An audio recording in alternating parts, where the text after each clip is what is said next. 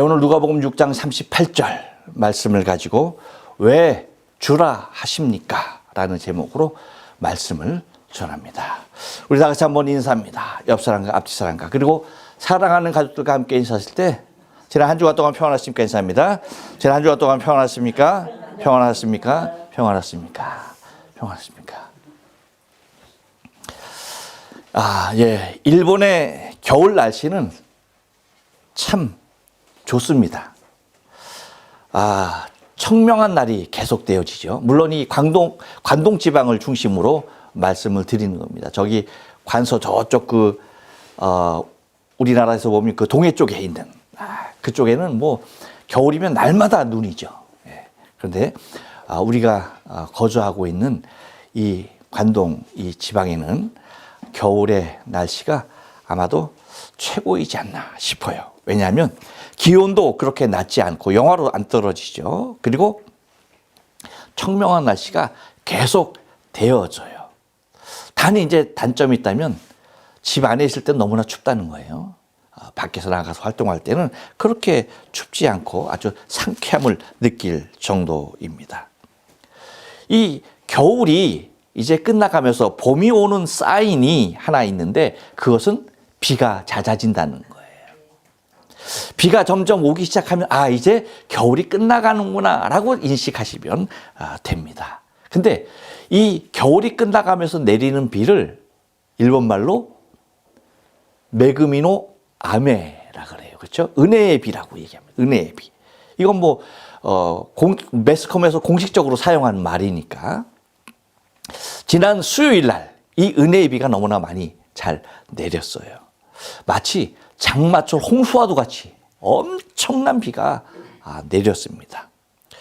겨울 내내 그 저수지의 그 물이 점점 바닥을 드러내고 있던 터라서 그 각 방송국에서 그 저수지마다 찾아가서 그냥 장시간 노출을 하면서 그 촬영을 했어요. 그래서 이 많은 비가 예보되었으니까 이 많은 비에 얼마만큼 수위가 올라갈까 싶어서 계속 몇 시간을 촬영하는 그 모습까지도 방영할 정도니까 얼마나 이 비에 굉장히 관심이 있었는지 우리가 잘 알 수 있습니다. 이토록 많은 비를 환영하는 이유가 농촌의 경우 우리가 이제 농촌에 있지 않습니까? 그러다 보니까 뭐예요? 이 농한기를 벗어나고 있어요. 그래서 이제 농번기에 접어들면서 절대량의 물이 필요합니다. 그 수요일 날 비 온 이후로 보니까 논에 이제 물이 되어진 그 논들이 꽤 있더라고요.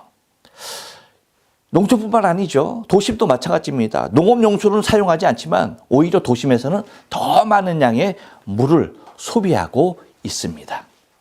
곧 하늘에서 내리는 비가 절대적으로 필요했던 시기가 바로 요 시기라는 것이었죠. 과학 문명이 아무리 발달하여도 인간의 삶의 기본이 되는 절대량의 물은 지금도 하늘에서 내리는 비가 아니면 해결할 길이 아직은 없는 상황입니다. 이러한 상황 속에서도 우리는 이렇게 생각해요. 때가 되면 비가 내릴 거야 라고 막연한 기대를 하고 늘 이루어지는 삶에 익숙해져 있어요. 뿐만 아니라 시간이 지나면 다 잊혀질 거야 라고 하는 체념의 믿음이 우리 안에 우리도 모르는 사이에 자리하고 있다는 겁니다. 사실 여러분 이거는 우리 인간에게 얼마나 큰 혜택이며 축복인지 모르죠. 왜냐하면 이렇게 되었다는 그 사실 자체가 무엇을 말하는 겁니까? 우리에게 큰 어려움 없이 다 해결되어서 지나갔다는 말이에요. 항상 더 큰 어려움이 닥치기 전에 늘 뭐예요? 모든 문제가 잘 해결되었다는 거예요. 그렇기 때문에 그냥 이제 조금 있으면 비가 내릴 거야 하는 막연한 기대. 근데 그 기대가 이루어져야 안 이루어져? 이루어져. 시간 지나면 잊혀질 거야. 근데 잊혀져. 그렇게 막연한 기대조차도 뭐예요? 다 채워지는, 충족되어지는 삶을 우리는 지금까지 살아왔다는 겁니다. 근데 이것이 뭐라고요? 사실 엄청난 큰 혜택이며 은혜라는 거죠. 왜냐하면 여러분, 우리의 삶 가운데 이렇게 모든 것이 다 잘 해결되어지고 잊혀지는 것만이 결코 아니었기 때문입니다.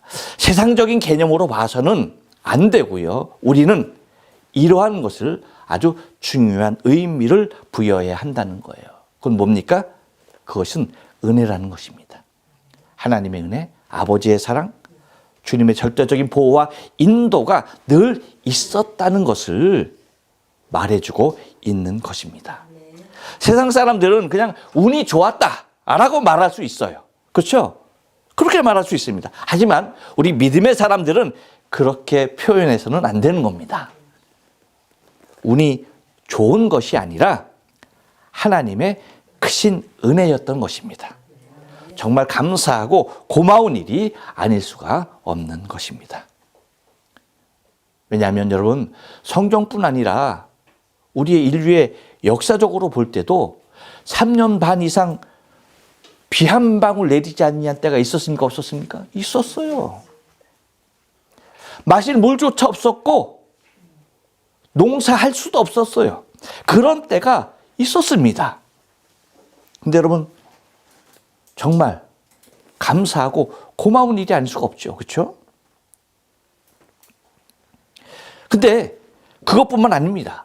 또한 먹을 것이 없어서 성경에도 잘 나타나 있고 뭐 인류 역사에도 나타나 있지만 어떤 일이 있습니까? 자식을 삶아 먹어야 하는, 먹을 것이 없어서 어린 자식을 삶아 먹는 일도 분명히 있었다는 것입니다. 곧 우리가 이러한 일을 당해도 우리는 아무런 할 말이 없고 해결할 수 있는 것이 아무것도 없는 상황일 수밖에 없는 것임에도 우리에게 이러한 일이 일어나지 않았다는 것은 막연히 운이 좋은 것이 아니야. 뭡니까? 하나님의 철저한 은혜 안에 있었고 주의 긍휼을 힘입은 탓이라는 사실을 우리는 고백할 수 있어야 합니다. 곧 모든 것을 우리에게 주시는 하나님의 절대적인 사랑을 입었던 것이죠. 여러분, 이것을 생각하고 오늘 본문의 말씀을 우리가 상고한다면 큰 은혜가 될 줄로 믿습니다. 여러분, 오늘 본문은요, 이 누가복음 6장 20절부터 시작되어지는 복 있는 사람, 곧 뭐예요? 그날을 소망하며 살아가는 새 생명을 지닌 자들에게 지금까지는 뭐예요? 율법을 뛰어넘는 새 계명을 주시는 과정 중에 이제 맨 마지막으로 주님께서 제자들에게 하시는 내용이 됩니다. 여러분, 우리가 잘 알다시피 언제나 마지막은 매우 중요한 내용을 담고 있잖아요. 그렇죠? 그래서 마지막을 잘 해야 할, 마지막을 잘 수습해야 할 일들이 있는데 마지막에 중요한 내용이 담기는 건 상식입니다. 예수님 또한 사랑하는 제자들에게 마지막으로 주시는 새 계명이 되는 것입니다. 그 마지막의 말씀이 바로 오늘 본문 뭐예요? 주라는 겁니다. 주라. 그렇다면 이 38절 이 말씀, 주라라고 하시는 이 주의 말씀을 우리가 좀 가지고 한번 상고해 보기를 원하는데요. 왜 주라 하십니까? 도대체 왜 주라고 하실까? 그 이유는 뭡니까? 한번 따라서 합니다. 주권의 문제이기 때문입니다. 예, 28절 상반절 말씀을 한번 읽습니다. 시작. 주라, 그리하면 너희에게 줄 것이니. 아멘. 예. 주라, 그리하면 너희에게 줄 것이니 라고 얘기합니다. 여러분, 한번 물을게요. 주는 것이 쉬운가요? 어려운가요? 쉽습니까? 어렵습니까? 쉬울 때도 있고 어려울 때도 있고. 그렇죠. 맞습니다. 주는 것이 쉬운 사람도 있고요. 어려운 사람도 있어요. 당연합니다. 그런데 중요한 것은 쉽고 어렵고를 떠나서 주께서는 왜 우리에게 주라고 하시는 것일까? 왜일까요? 왜 주라고 말합니까? 그것은 다름에 있잖아요. 우리가 그만큼 그렇게 하지 않기 때문이에요. 곧 주는 삶을 살지 않기 때문입니다. 우리가 만약에 항상 주는 삶을 살았으면 주님께서 새 계명을 제자들에게 주는데 주라고 얘기할 필요가 있어요, 없어요? 없는 거예요. 근데 왜 주지 않고 살았는지 그 배경이 이제 여러분 차츰 나오는데 그 이유는 다른 데 있지 않습니다. 여러분, 우리는 이 말씀의 배경을 모두 잊었을 수가 있어. 작년 12월 14일부터 이 6장 20절 말씀부터 시작해서 말씀을 전하고 있어요. 그러니까 꽤 오랜 시간이 됐어요. 곧 6장 20절부터 주어지는 복 있는 사람, 그렇죠? 복 있는 사람. 곧 새 생명을 갖고 내일 곧 그날을 소망하며 살아가는 사람에게 주시는 새 계명의 맥락이 지금 계속 이어지고 있는 거예요. 곧 지금까지는 제자들에게 주님께서 이렇게 말씀하신 이유, 지금까지는 뭐예요? 그들은 철저하게 율법 아래서 있었던 삶이었습니다. 그렇기 때문에 주님께서 주시는 새 계명은 새 생명에 합당한 계명을 우리에게 새 계명으로 주고 계시는 것입니다. 곧 율법은요, 우리가 무엇이라도 누구에게 주어야 할 명령을 하고 계시지 않아요. 구약의 율법은 주라고 얘기하지 않아요. 그렇게 말하지 않았어요. 율법에서 주는 경우는 오직 한 가지에 해당해. 그것이 뭡니까? 손해배상의 차원에서.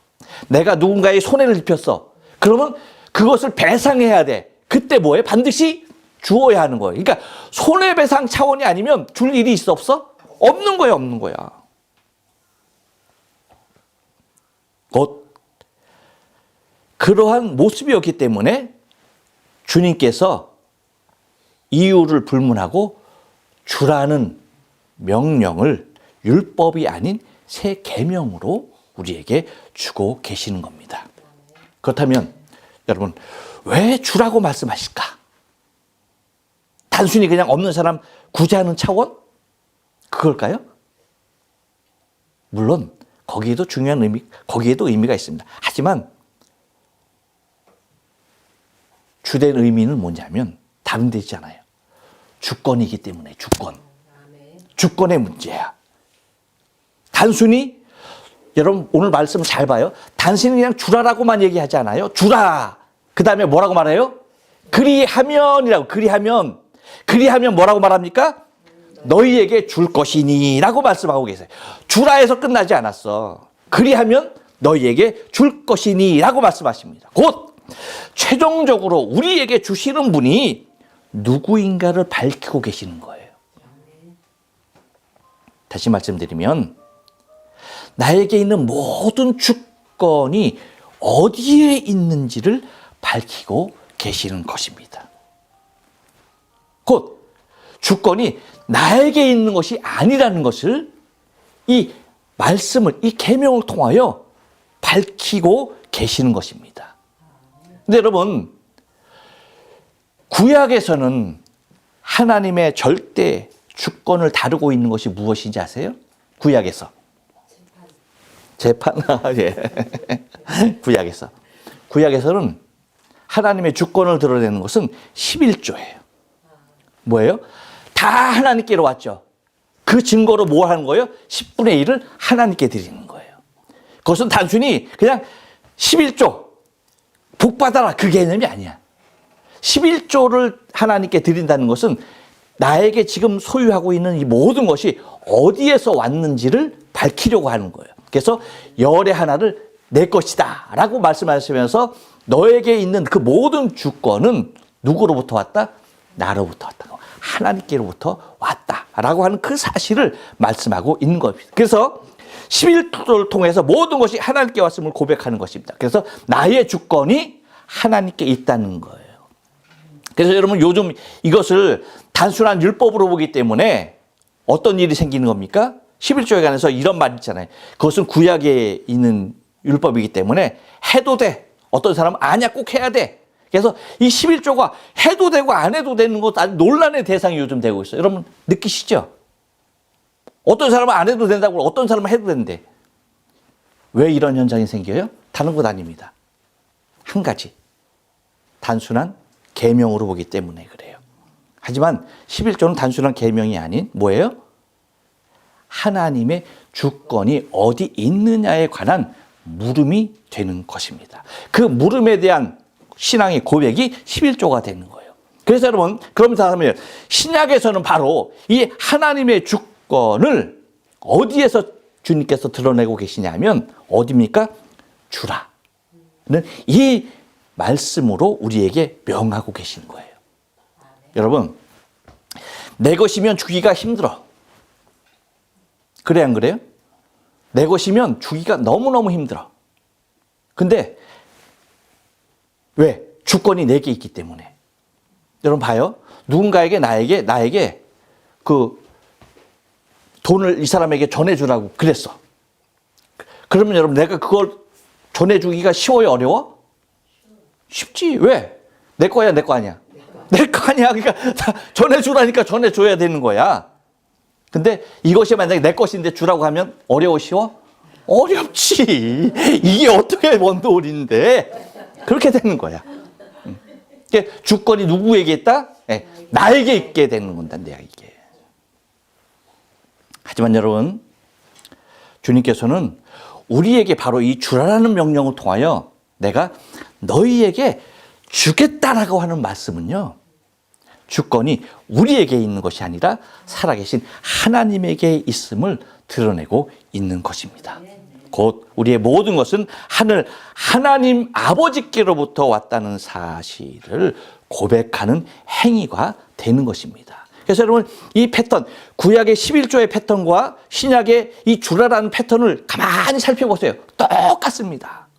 여러분, 말라기 3장 10절에서 말하는 11조 뭐예요? 내가 하늘 문을 열고 너희에게 복을 쌓을 곳이 없도록 붙지 않아 보라라고 얘기했죠.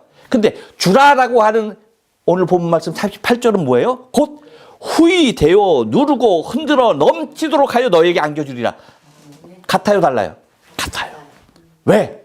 하나님의 주권의 인정의 문제이기 때문에 그렇습니다. 곧 우리가 왜 주어야 하는가라는 질문은요, 우리의 주권이 어디에 있는가를 바로 묻고 있는 것입니다.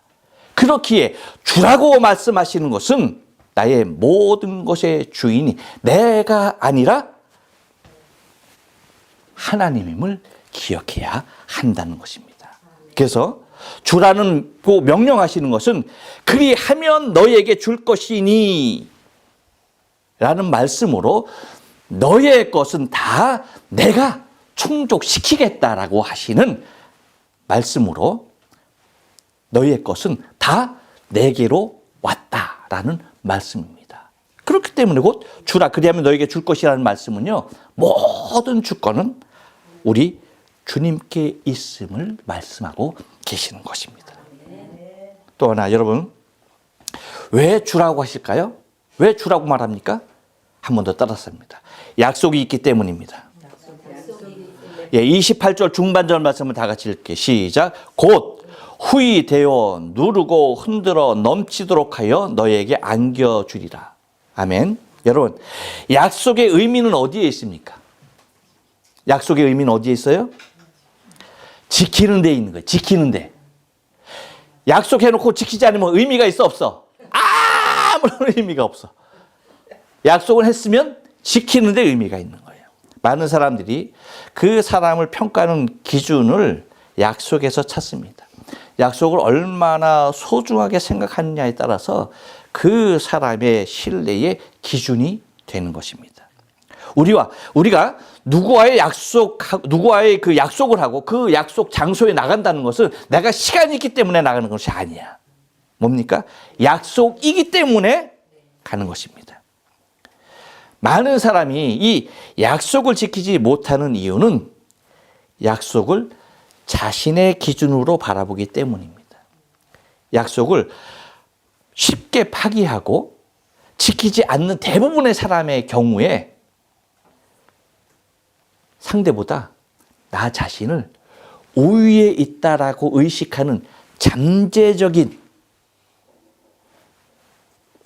생각이 작용되고 있는 경우가 많아요. 물론 피치 못할 사정에 의해서 약속을 지키지 못할 때가 있어요. 이건 특별한 상황이고 보편적인 상황의 경우 그렇다는 것입니다. 곧 약속은 내 중심이 아니라 상대 중심이 될 때에 지켜질 확률이 높아지는 것입니다. 곧 약속은 나보다 위에 있는 사람들과의 약속의 비중이 커져요. 만약에 여러분 대통령과 약속을 했다 합시다. 대통령과 약속했어. 그 약속 지켜요, 안 지켜요? 아마 웬만한 일이 있으면 뭐 정말 부모님이 돌아가시는 일 외에는 아마 그렇죠. 병원에 입원했다라고도 잠시 외출하고 아마 가서 만나게 될 거예요. 왜 그래요? 병기함이 없기 때문이죠. 여러분 봐요. 사람과의 약속도 이러할진데, 그렇죠? 사람과의 약속도 이러할진데 주께서 우리에게 해주는 약속은 절대적이지 않을까요? 맞습니다. 절대적입니다. 단 하나의 조건만 충족시킨다라고 한다면 반드시 그 약속을 실행하시겠다는 것입니다. 그것이 뭐예요? 조건이 뭐예요? 주라는 거예요. 주라. 그러면 너희에게 줄 것이니라고 말하면서 곧 후히되어 누르고 흔들어 넘치도록 너희에게 안겨주리라 라고 말씀하세요. 아주 매우 구체적이고 실질적인 모습으로 주시겠다는 거예요. 그래서 여러분 봐요. 뭐라고 얘기하는 거니? 곧 후히되어라고 얘기합니다. 옛날에는 그 대박을 저울 대용으로 사용을 많이 했습니다. 그래서 이 되로 큰 되, 작은 되 아시죠? 그 사각으로 된 나무에다가 이렇게 주는 거. 그 주인이 인색하면 인색할수록 되를 잘 주지 않아. 야, 바로 싹 밀어버려. 그냥 싹 밀어버려. 끝까지 싹 민다. 요거는 아주 애누리 없는 야박한 사람이야. 싹 민다. 그래서 여러분 웬만한 그래도 그냥 마음이 좀 후한 주인들은 어떻게 해요? 끝까지 미는 얘가 없어. 밀다가 말아. 그렇게 해주는 거야. 그렇게. 그렇죠? 그러면 이게 싹 밀어서 주는 사람 보면 야 욕을 해. 저도 속으로 욕 많이 했어요. 저런. 그래서 이제 대를 미는 이 막대기가 어디까지 밀리느냐에 굉장히 큰 관심을 두고 바라봤던 기억이 납니다. 그래서 옛날에 제가 부모님 심부름할 때는 그 석유도 되로 팔았어요. 그 되로. 아, 여러분 모르시는구나. 옛날에 석유골로를 사용했어요. 석유골로 거기다 이제 음식하고 그렇잖아요. 석유골로 사용하면 이제 석유 사오라고 그래. 그러면 통 들고 가는 거야. 가면은 석유가 이런 드럼통 같은데 이렇게 넓은 데 있어. 그럼 거기다가 되로 이렇게 딱 받아서 주는 거야. 되로 그랬어요. 근데 이 야박한 주인은 어떻게 하냐면 딱 들어서 한참 있다가 따라줘. 줄줄줄 흐르게 한 다음에 주위에 묻은 거 줄줄줄 흐르게 한 다음에. 근데 이게 후하게 해주는 사람은요 딱 듣자마자 바로 따라줘. 바로 이렇게 되로 곧 뭐예요? 근데 주님께서는 어떻게 후히 돼. 아주 넉넉하게 쳐주겠다는 넉넉하게. 그래서 우리 주님 뭐라고 말씀하십니까? 누르고 흔들어 넘치도록 하여라고 얘기합니다. 봐요. 누르고 흔들어 넘치도록 하여. 이 말은 우리가 받아갈 수 있는 최대치를 말하고 계시는 거예요. 주님은 우리에게 한정된 양을 말씀하시는 것이 아닙니다. 우리가 비운 그릇에 넘치도록 부으시겠다는 말씀입니다. 큰 그릇을 비웠어. 그러면 뭐예요? 크게 채우겠다는 겁니다. 작은 그릇을 비웠으면 그냥 거기에 그렇게 채우겠다는 거예요. 근데 여러분, 이 말을 절대 오해해서는 안 돼. 이 말씀은 기복적인 내용이 절대 아니에요. 내가 많은 것을 받기 위해서 많은 그릇을 비운다라는 개념이 아니야. 무슨 얘기인지 아시죠? 그 개념이 아닙니다. 바로 이 말씀은 다른 것이 아니라 내가 누군가의 필요에 따라 주었다는 것을 하나님이 보고 계신다는 거야. 다 알고 계신다는 거야. 크게 비웠는지 작게 비웠는지 네가 비운 것을 내가 안다 모른다? 안다는 거예요. 곧 이 말은 더 구체적으로 설명드리면 우리가 감당할 수 있는 상태로 우리를 보호하시는 차원으로 우리에게 채워주시는 하나님의 면밀하신 사랑으로 해석을 해야 된다는 것입니다. 그리고 그것을 우리에게 주시는 방법이 참 은혜로워. 어떻게 주십니까? 이렇게 너희에게 안겨주리라 그래. 너희에게 어떻게 주리라? 안겨주리라. 뿌려주리라 하지 않아. 뿌려주리라 하지 않고 뭐예요? 안겨주리라. 이것은 주는 이의 마음이 담긴 모습이에요. 주시는 분이 어떻게 주시는지 그 주시는 분의 마음이 보인다는 거예요. 그래서 받는 사람을 매우 어여삐 보는 거지. 그렇죠? 미운 놈 같으면 어떻게 해? 야, 나 떡이나 먹어라 하지. 그렇죠? 곧 주는 이의 마음이 보인다는 거예요. 받는 사람을 얼마나 어여삐 보시는지. 곧 받는 이를 매우 존중하는 의미가 있는 겁니다. 냈다 이거나 받아라 하고 끝나는 것이 아니라는 거예요. 소중하게 전달하고 있다는 것입니다. 여러분, 주님께서 우리에게 주시는 모든 것은요, 다 소중한 것이에요. 아멘? 네. 주님께서 우리에게 주시는 것 다 소중한 거예요. 모든 것이 소중합니다. 하다못해 우리가 날마다 먹는 일용할 양식, 소중하지 않아? 소중한 거예요. 얼마나 소중하고 주님께서 우리에게 가르친 기도에 기도하라고 그랬어, 말라고 그랬어? 우리에게 일용할 양식을 주고 그 기도하라는 거예요. 소중한 겁니다. 제가 요 부분 일용할 양식 요거만 생각하면 내가 열을 좀 받을 때가 있어. 그래서 제가 뷔페를 싫어해. 뷔페를 싫어해. 특히 어떤 상태를 싫어하냐면 누군가하고 같이 가는 걸 굉장히 싫어해, 나는. 뷔페 같은 경우에. 왜냐하면 사람들이 뷔페에 그냥 가져다가 그냥 다 먹고 남기는 게 그냥 태반이야. 난 그게 너무나 싫어. 그래서 그러면 어떤 사람들은 또 그래? 야, 내 몸이 무슨 쓰레기통이냐? 이거 남기면 뭐 이거 다 먹어야 돼? 내 몸이 무슨 쓰레기통이야? 그렇게 말하는 분도 계셨어. 내가 거기에다 대고 내가 이렇게, 야, 하나님이 그럼 너한테 쓰레기를 주셨냐? 라고 말하고 싶었어. 근데 말 못했어. 너무나 그냥 안타까워.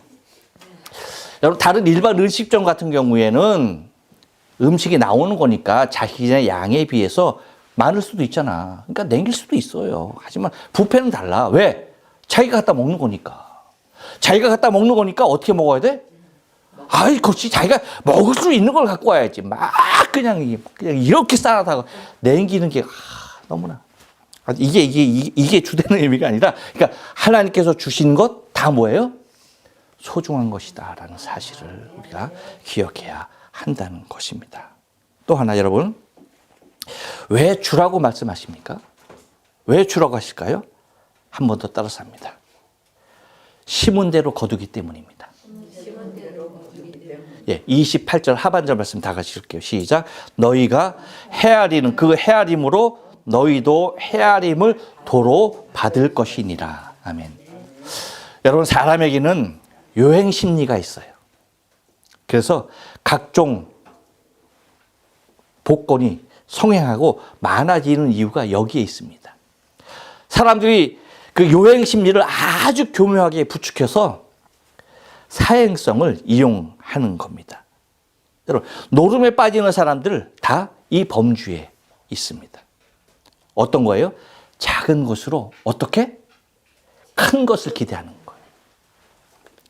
근데 그렇게 작은 것을 투자해서 큰 것을 성공하는 일이 있어, 없어? 있어. 얼마든지 있어. 로또와 같이 잘 맞지 않아서 그렇지 맞는 사람이 있어요, 없어요? 있어. 있습니다. 그렇기 때문에 그런 사례가 전혀 없으면 안 하지. 근데 그런 사례가 있어. 그러다 보니까 뭐예요? 그 행운의 여신이 요번에 혹시 나에게 손을 들어주지 않을까라고 하는 그 기대감을 벗어버리지 못하고 빠져나오지 못할 늪으로 하염없이 빠져들어가는 경우가 있다는 겁니다. 하지만 우리에게 새 생명을 주시고 새 계명을 주시는 주님은 그렇게 말씀하시지 않았어요. 어떻게 말씀하셨습니까? 너희가 헤아리는 그 헤아림으로 너희도 헤아림을 도로 받을 것이니라 라고 말합니다. 곧 네가 심은 대로 그대로 거둘 것이라는 말이에요. 그래서 고린도후서 9장 6절에 보면 이렇게 말합니다. 분명하게 이것이 곧 적게 심은 자는 적게 거두고 많이 심는 자는 많이 거둔다는 말이로다 라고 말하고 있어요. 이 진리는 절대 변하지 않습니다. 그렇죠. 많이 심은 곳은 반드시 많이 거두게 되어 있어요. 이건 절대 변하지 않아요. 하지만 이 진리는 딱 한 군데만큼은 적용되지 않는 곳이 있습니다. 어딜까요? 한 군데는 절대 적용되지 않아. 어딜까요? 빠진코입니다. 빠진코. 여러분은 안 해보셔서 모르겠지만 저는 빠진코를 해봐서 알아. 빠진코는요, 심으면 심은 만큼 망하는 곳입니다. 그런데 이곳은 절대 나만 망하게 하는 것이 아니에요. 꼭 물귀신과 똑같아. 내 주위에 있는 사람들을 같이 다 망하게 하는 것입니다. 그래서 빠진코 하는 사람들, 그 사람만 망해. 다 주위 사람 같이 망해. 그렇다면, 여러분, 빠진코는 망할까요? 안 망할까요? 빠진코는 언제 망할까요? 여러분, 빠진코 망한 거 봤어요? 못 봤구나. 전 봤어요, 빠진코 망한 거. 빠진코도 망해요. 당연히 망할 수밖에 없어요. 망해. 근데 언제 망하느냐? 모든 사람이 망한 후에 망해. 예? 그렇다, 진짜야. 나 이렇게 가다 보면 빠진코가 망해서 그냥 이렇게 공터로 있는데 많이 봤어요. 거기는 왜 문 닫았을까? 그 빠진코로 다 망했어. 그 지역에. 그래서 더 이상 망할 사람이 없기 때문에 그 빠진코도 망한 거야. 그래서 여러분, 저는 빠진코 가는 사람들을 바보라고 얘기해요. 바보라고. 여기 시골에는 별로 빠진코가 몇 개 없지만 여러분, 동경에는 얼마나 많을까요? 말도 못합니다. 근데 여러분, 빠진코 있는 곳을 가만히 보세요. 동경에 23구에 빠진코 얼마나 많을까? 근데 100% 다 어디 있는지 아세요? 동경에 있는 빠진코는 100% 다 어디 있는지 아세요? 역세권에 있어요. 역세권. 액기를 중심으로, 역을 중심으로 항상 빠진코가 있어. 동경에는 100% 그래. 여러분, 근데 역세권이라고 하는 것은 그 땅값 어마어마하게 비싼 거 아세요? 저희 교회가 2003년부터 신옥구보에 있었어. 신옥구보야. 근데 거기가 걸어서 3분 떨어진 거리야. 근데 3분 떨어진 거리인데 우리가 약 한 50평을 썼어. 근데 거기 야증이 얼마였는지 아세요? 60만 원 냈어. 60만 원. 그러면 빠진코가 여러분 여기서 떨어져서 3분 있는 도심에 있는 거 봤어? 절대 없어. 걸어서 다 1분 안에 있어. 그럼 야증이 얼마나 비쌀까요? 뭐 한 50평 돼요? 라면 가게가 아니야, 빠찡코는. 건물 자체로 있잖아. 엄청나게 큽니다. 그걸 갖다가 야증으로 환산하면 얼마나 될까? 한 달에 수백, 수천만 원이야. 그렇죠? 그렇죠? 근데 제가 빠찡코 딱 들어가는 순간 놀랬어. 와, 왜 이렇게 시끄러워? 팍 하는데 와, 딴 세상이야. 근데 기계가 얼마나 많은지. 여러분, 빠찡코 사람이 앉아있지 않은 기계는 자동으로 서 있나요? 아니야, 다 돌아가. 그 수천 대의 기계가 다 손님이 없어도 다 돌아가고 있어. 그러면 전기세는 한두 푼일까? 그리고 종업원 얼마나 많은지 몰라. 그렇죠? 그러면 인건비, 전기값, 임대료 생각을 해보면은, 근데 또 결정적인 게 뭐냐면, 여러분, 갑부가 누구야? 빠찡코 주인이야. 빠찡코 주인이 다 갑부야. 아세요? 제가 갖다 준 돈도 그 사람은 아마 가지고 있을 거예요. 그러면 답이 나와요, 답이. 여러분, 딸 수 있어요, 없어요? 절대 없어. 따는 사람들 여러분 혹시 볼 거야. 그거 보면 상술이 상술. 따는 사람들은 여러분 엄청나게 많이 따는 사람 있어. 엄청나게 많이 따는 사람 있어. 근데 다 어디 앉아 있느냐? 길거리에서 딱 보기 좋은데 딱 거기에. 그 사람들은 엄청 이만큼 막 쌓여있어. 담아가. 이렇게 쌓여있어. 뭐예요? 알바생이야. 그래갖고 아침에 일찍 줄 서잖아. 막 그냥 아침에 여놓으면 그 전, 1시간 전부터 줄 서, 빠찡코에 줄을 서. 그래서 뭐 하는 거예요? 너는 이 자리, 너는 이 자리, 너는 몇 번 다니, 너는 몇 번 다니, 앉으라는 거야. 그래서 거기는 그냥 가만히 있으면 계속 잘잘잘 터지는 거야. 그러니까 지나가는 사람들이 뭐예요? 거기에 현혹되게 하는 거예요. 절대 딸 수가 없습니다. 근데 더 큰 문제가 있어. 이 빠찡코에서 날린 돈은요, 절대 아까워하지 않는다는 거예요. 권사님 왜 웃어? 여러분, 아까우면 절대 못 갑니다. 그런데 빠찡코를 하게 되면 어떤 돈이든 돈만 생기면 이상하죠? 달려가서 기부하고 와요. 봐요, 여러분. 어떤 돈이 생기든 하여튼 달려가게 돼 있어. 근데 이 사람들의 문제가 뭐냐면, 여러분, 거기에 다 주었어. 이런 사람이 누구에게 줄 수 있을까요? 없어. 왜? 있어야 주지.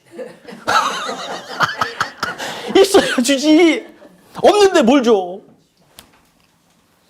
다시 말하면 여러분, 인색한 삶을 살 수밖에 없는 것입니다. 하나님이 우리에게 원하시는 삶은 그런 삶이 아니야. 누구 하나에게 주려 해도 헤아리면서 줄 수밖에 없는 거야. 여러분, 기억해야 할 것이 있어요. 우리 인생은 기회가 주어질 때마다 좋은 곳에 좋은 것으로 심어야만 합니다. 왜요? 인생 금방 가기 때문에 그래요. 인생 금방이에요. 우리 금방 주님 만나요. 예? 그렇게 우리는 이 시점에서 우리가 기억해야 할 분이 있습니다. 바로 당신의 모든 것을 우리에게 주신 분입니다. 당신의 하나밖에 없는 독생자를 주신 하나님이십니다. 그리고 당신의 생명까지 주신 예수 그리스도입니다. 만약에 여러분, 하나님께서 우리의 행위를 헤아리셨다면 하나님께 받을 수 있는 사람이 있을까요? 없습니다. 이와 같이 우리는 아무런 헤아림 없이 하나님께, 그리고 우리 주님으로부터 모든 것을 받은 사람들입니다. 그렇기에 우리는 헤아리는 자가 되어서는 안 되는 거예요. 그렇기 때문에 황금률로 우리에게 주신 말씀을 우리는 기억해야 합니다. 31절 말씀 다 기억하죠? 31절 말씀 뭡니까? 황금률 뭐예요? 남에게 대접을 받고자 하는 대로 너희도 남을 대접하라. 네. 여러분, 우리가 심은 것을 우리가 반드시 거두게 돼 있습니다. 그래서 주님께서 마가복음 10장 29절 30절에서 이렇게 말씀하셔요. 예수께서 가라사대 때 내가 진실로 너에게 이르노니 나와 및 복음을 위하여 집이나 형제나 자매나 어미나 아비나 자식이나 전토를 벌인 자는 금세에 있어 집과 형제와 자매와 모친과 자식과 전토를 100배나 받되 겸하여 받고 뭐라고 말합니까? 내세에 어디에? 내세에 영생을 받지 못할 자가 없느니라 라고 말씀하십니다. 여러분 말씀을 마칠게요. 주는 것은 우리의 인격의 문제도 우리의 부의 문제도 아닙니다. 주는 것은 착하기 때문에 줄 수 있는 것도 부하기 때문에 줄 수 있는 것도 아닙니다.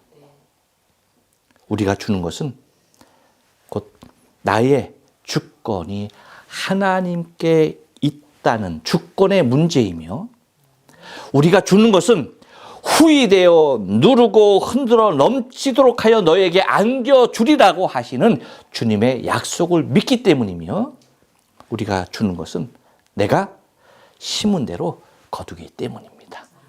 기도하십니다.